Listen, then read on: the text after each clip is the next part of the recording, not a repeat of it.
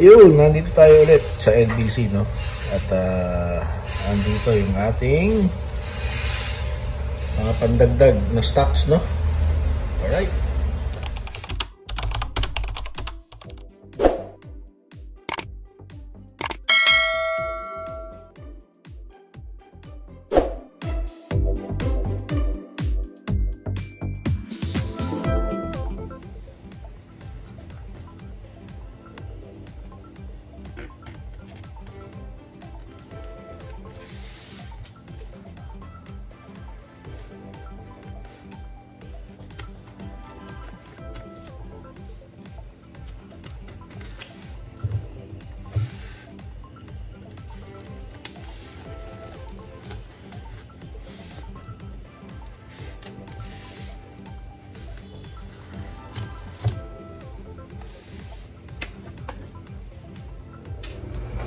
Yun, at nag-uumapaw ngayon yung ating stocks, no?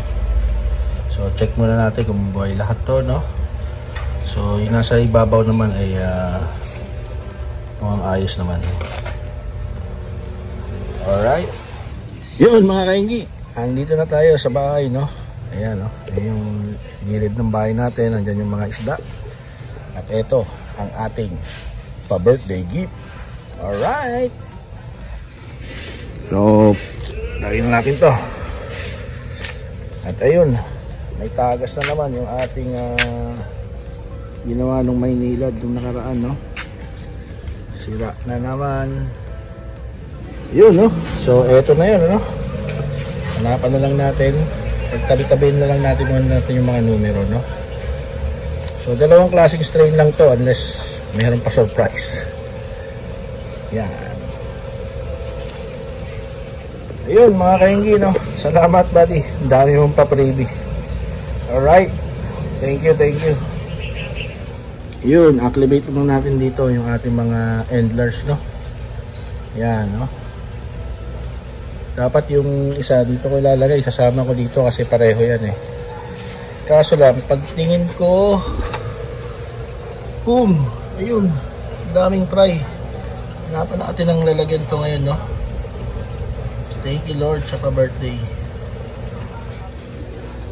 Yun, no? So na-acclimate muna natin, no? Yung ating mga bagong dating, no? Yan. Tapos ito po yung ating mga setup, no? Yun. Tapos meron tayong mga tops dyan, no? Dadagdagan pa natin yung mga tops na yan, no? At ito, yan. Alright, yun mga kainggi, no? So mga na 15 to 20 minutes silang nakababad dyan, no? At i-release na natin. So dito may tatlong trio tayo dito, no? Tapos ito yung mga ibang pa-previous ni body na male, no? Yan. Alright. At may nakita akong salarin. Ayun, no? Siyempre, huliin natin yan at ipakain natin sa arwana. Alright.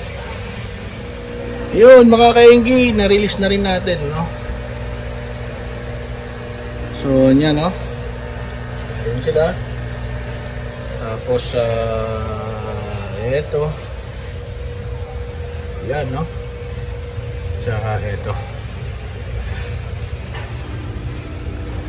Alright. So magpapakain lang tayo, no? Pero yung mga bagong dating hindi natin pakakainin yan. Let's go! Oo nga pala mga kaenggi, no? May kukonsulta ako sa inyo, no? Lalo na yung mga nagpifish keeping sa atin, no? So napansin ko lang dito yung aking isda, naka side view, no? Tapos meron po isa, no? Kaya in-isolate ko muna siya. Nilagyan ko siya ng matte blue, no? Comment down below kung paano pa natin siya pagagalangin, ano? Kawawa naman eh. Alright. So ayun siya, yung sinasabi ko sa inyo, nakatagilid siya, no? Technically sa arwana to, may problema to sa kanyang parang floater, no? Pero boy yan, no? Mukha lang siyang patay. Yan, no? Diba? Comment down below naman kung anong pwede natin gawin dito. Alright. Yun, putya. Grabe, ang init. Pawis na si Kuya Mike, mga kaenggi, no? Anyway, comment down below, no? Kung ano yung sakit na yun at kung paano natin malulunasan, no? So kakatapos lang natin magpakain ng ating mga isda, no? At salamat, sinamahan nyo ako dito sa video na to. Alright. So bigyan ko na rin kayo ng update dito sa ating alagang arwana, no? Yun, no? Ayan si Cherry, yung ating banjar, no? Malaki na siya. Malaki pa. Tapos ito naman si Sam, yung ating RDC Super Red Arowana. Yun. Alright. So itong ilalim, no, kung nabalitaan nyo, kung nakasubaybay po kayo sa akin, nawala na po si Bestre, no? Ngayon po, ang laman na po nito is flower horn.